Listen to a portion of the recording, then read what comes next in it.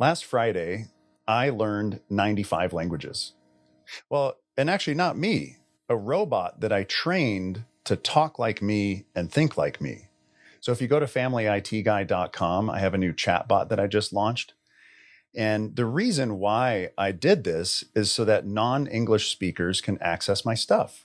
And so that English speakers don't need to browse through the massive library of information on my website. They can just go talk to the library and ask it questions. So I'd like to show you what that looks like. Check this out. So when you go to familyitguy.com, you'll see this pop up on the screen that says, "Hi, I'm the Family IT Guy robot. I'm trained on Ben's articles and videos."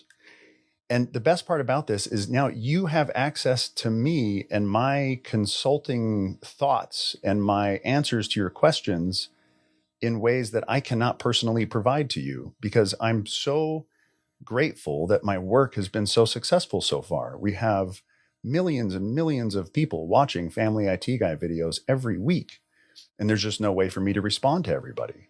So I train this robot how I think and how I respond, and it does a really good job. So for example, if I type in here, what age should I let my kids use Instagram?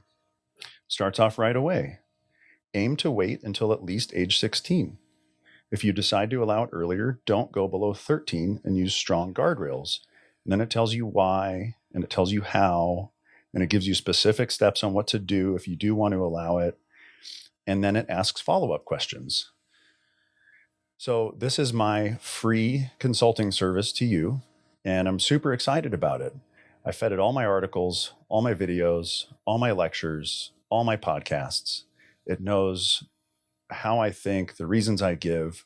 So try it and let me know what you think. Give it some really difficult questions. Give it your specifics. And you might be thinking like, wait a minute, this is ironic. The Family IT Guy is suggesting that we talk to a robot instead of a human? Well, if you're an adult, yes.